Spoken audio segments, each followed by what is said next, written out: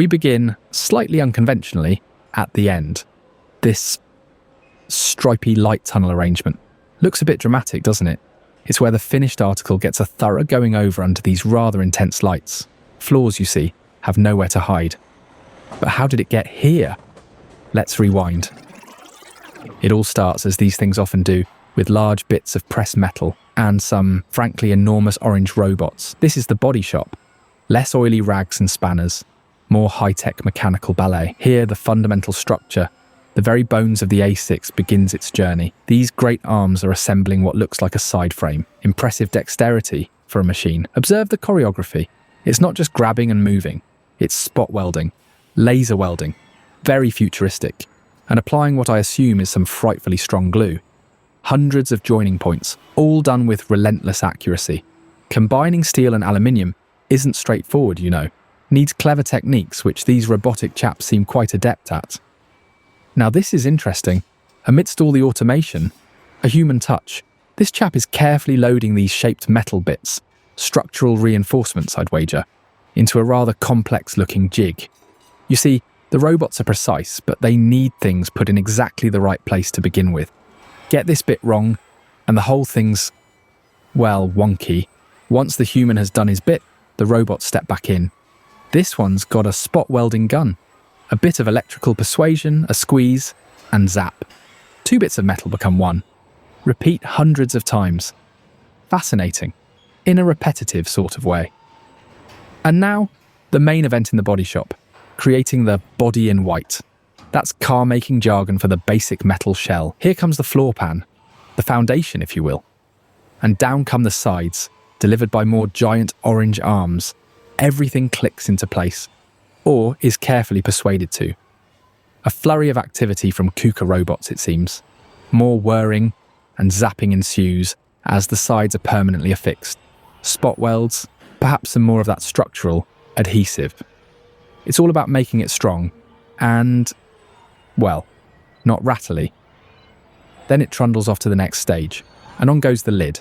The roof panel arrives, is positioned with millimetric accuracy and welded securely. The basic shape is now complete. It actually looks like a car, albeit a naked metal one.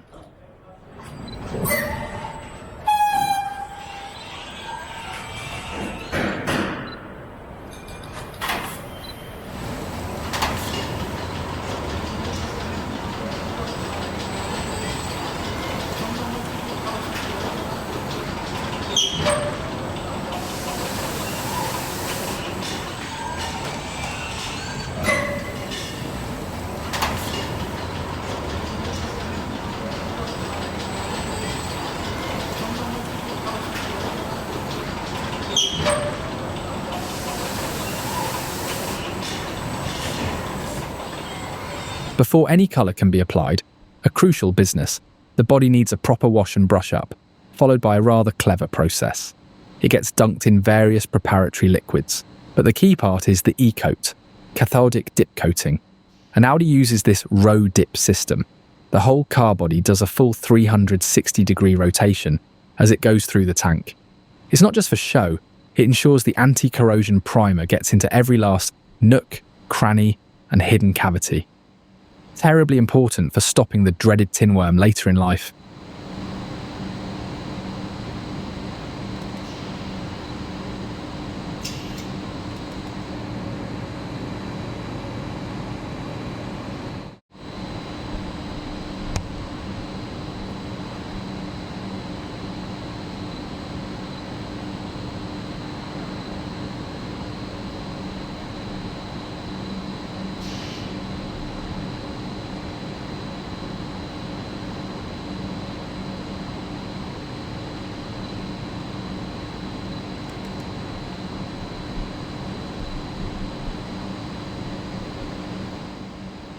Emerging, dripping slightly, it heads off for a quick bake in an oven.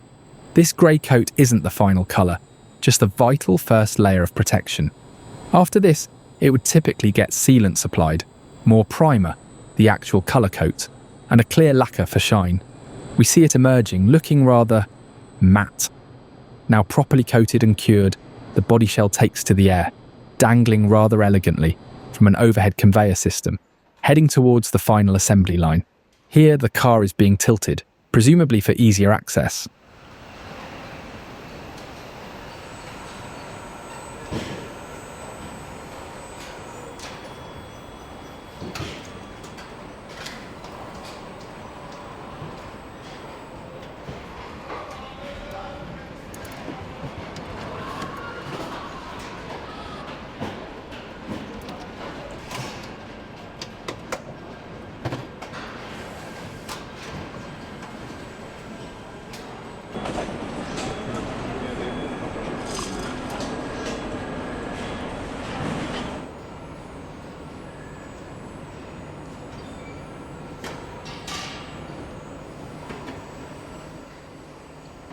The marriage.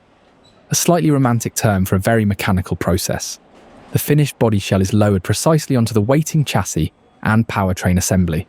That's the engine, gearbox, suspension, all the oily bits, which has arrived from downstairs. Chaps with spanners and some automated helpers guide it home. Then lots of bolts are tightened, uniting the two halves. And straight away, work begins, connecting the battery, fitting a front wing. No time for tea breaks here.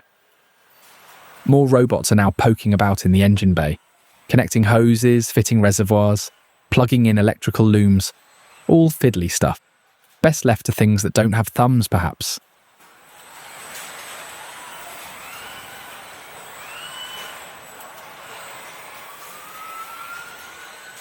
And more mechanical diligence at the front end.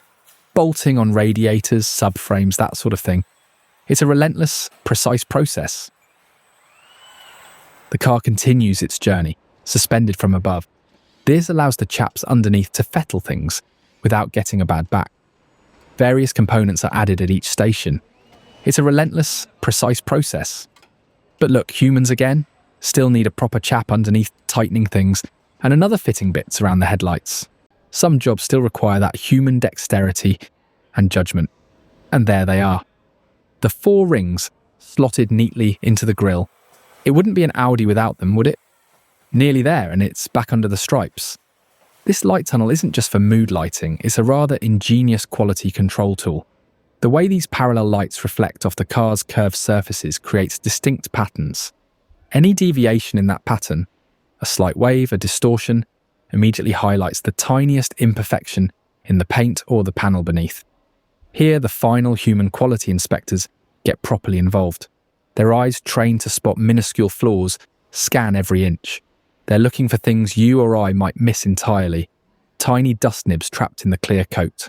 Minute variations in texture often called orange peel, almost invisible scratches, or pinprick-sized blemishes.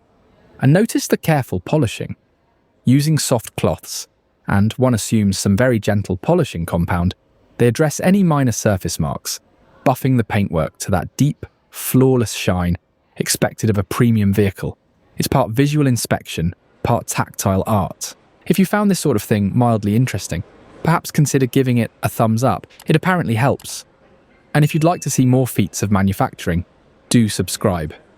You could even leave a comment down below if you're so inclined.